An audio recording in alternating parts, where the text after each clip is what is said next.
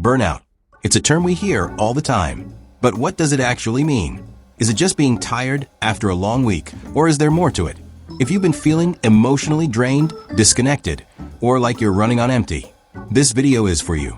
Today, we're diving into burnout, what it looks like, what causes it, and most importantly, how to recover and create a life that feels good, not just productive. Let's get started. Burnout isn't just about being busy or tired. It's deeper than that. Christina Maslach, a leading researcher on the topic, calls it a psychological syndrome emerging from prolonged stressors.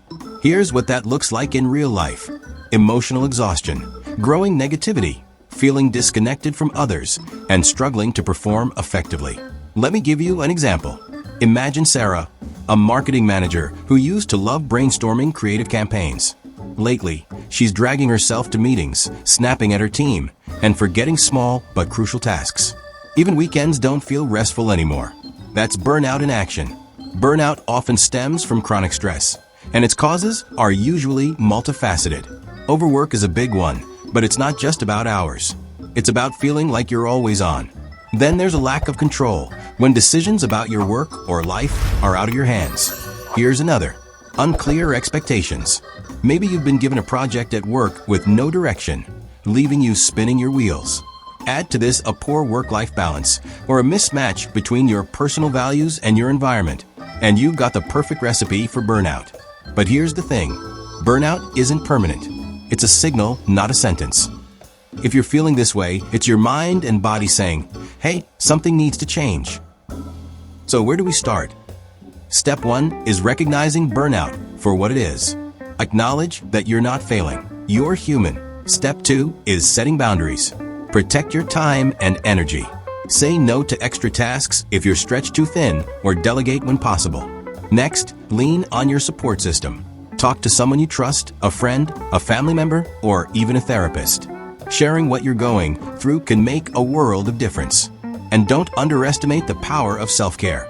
No, it's not just bubble baths and candles, though those can be nice. It's about the basics: sleep, movement, and nutrition. And it's about finding small joys that recharge you. For example, I know someone who used to love photography but hadn't touched a camera in years. Over time, this person began taking short walks every weekend, snapping photos of flowers and cityscapes.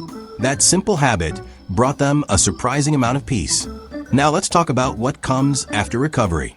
Because getting out of burnout isn't just about fixing what's broken. It's about building a life that feels sustainable and meaningful. Start by realigning with your values. Ask yourself, what really matters to me? What do I want to prioritize? Psychologist Susan David puts it beautifully in her book, Emotional Agility. When we go against our core values, every day becomes a battle. So don't just chase productivity, chase purpose. Redefine what success looks like.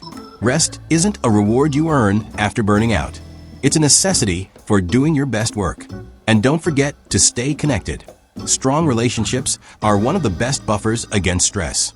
If there's one thing to take away, it's this. Burnout isn't the end of the road. It's an opportunity to pause, reflect, and rebuild a life that works for you, not against you. Viktor Frankl, in his book Man's Search for Meaning, said, when we are no longer able to change a situation, we are challenged to change ourselves. That's the real work of recovering from burnout. Not just surviving, but thriving. Burnout is tough, but you're tougher.